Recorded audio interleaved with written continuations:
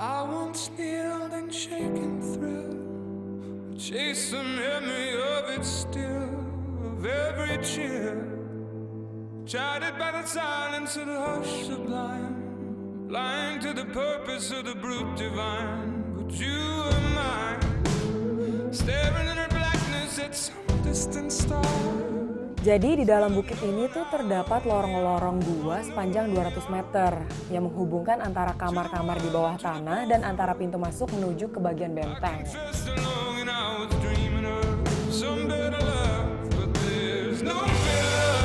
Di benteng ini tuh di lantai satunya adalah ruang prajurit. Di lantai 2 itu untuk ruang perwira dan lantai 3 ini sebagai benteng pertahanan dan juga kantor Belanda.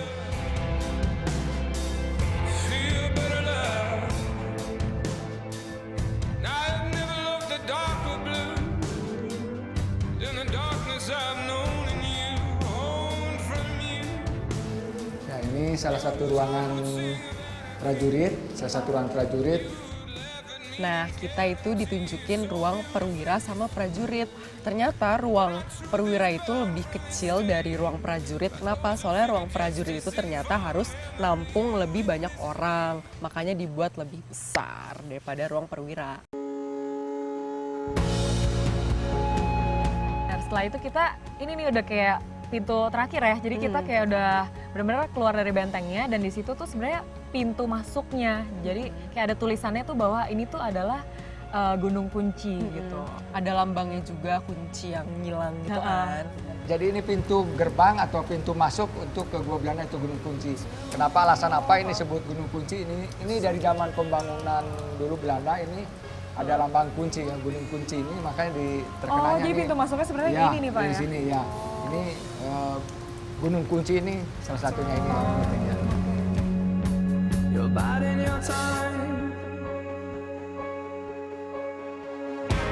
you're giving me something. Jadi benar-benar tuh benteng ini tuh nggak ada suasana horor ya, malah kayak menurut orang tuh salah kalau ini tuh tempat mistis. Padahal tuh ini adalah salah satu situs sejarah yang harus kalian pelajari. Pokoknya tuh tempatnya tuh historis banget deh. Kami berdua tuh juga ngeliat ada kayak banyak banget coret-coretan gitu di tembok.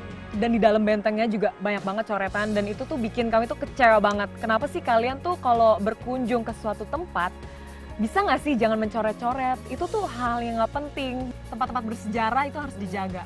Harus dijaga karena kan tempat bersejarah ini juga jadi aset negara Iya. kita ya, negara Indonesia. Jadi kita nih sebagai orang Indonesia harus bener-bener ngejaga banget, Bener. tolong ngejaga banget karena ini bisa menjadi salah satu kebanggaan kita.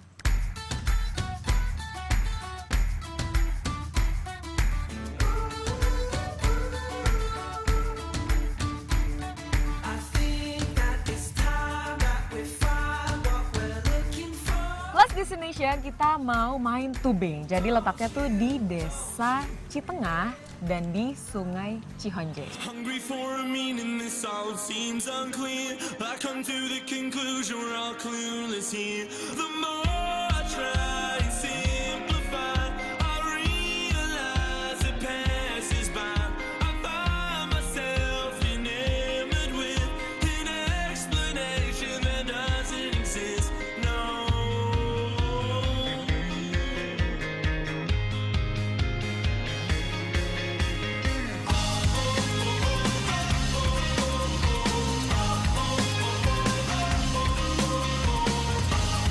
Sesampai kita di Sungai Cihonje itu kita ketemu Kang Hari dan kawan-kawannya. Ayo, silahkan. Ya, jadi Kang ini apa namanya tubing ya? Reaper tubing. Tubing. Terus Ya. safety-nya gimana ini kita? Ini ada sistem, kita kenalkan dulu sama alat-alatnya. Heeh. Ini ada pelampung. Heeh. Pelampung setiap olahraga air kita harus menggunakan keamanan ini pelampung. Apalagi di sungai yang deras. Iya, benar-benar. Ya, Sungai Cihonje ini. Lalu kendaraannya ini, si tubingnya ini yang hitam. Oke. Ya, si tubing yang hitam, nanti kita bisa berkenalan sama si tubingnya. Dia punya apa aja di bagian-bagiannya. Terus ada satu lagi helm. Helmnya ya. Biar nggak kebentur-bentur batu ya? Ya, itu kalau Kalau misalnya kebentur jatuh. batu biar pakai pelampung juga bisa bahaya. Oke, lalu ada siku dan lututnya. harus digunakan pelampungnya juga. Oh, oke oke. Kita langsung siap-siap aja kali ya. Iya, sebelumnya udah sarapan belum? Udah tadi udah sarapan dong. Karena itu penting Udah juga. siap. Karena kita olahraga. Oke. Kita dijelasin soal safety talk ya. Jadi apa sih yang harus dilakukan sebelum tubing dan apa yang tidak kita lakukan dan pokoknya demi keselamatan kita aja.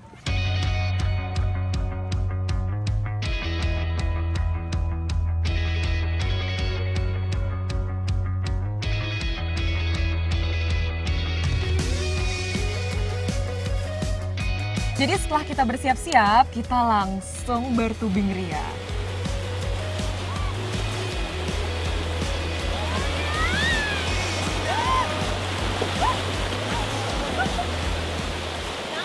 Nyangkut! Gak bisa maju!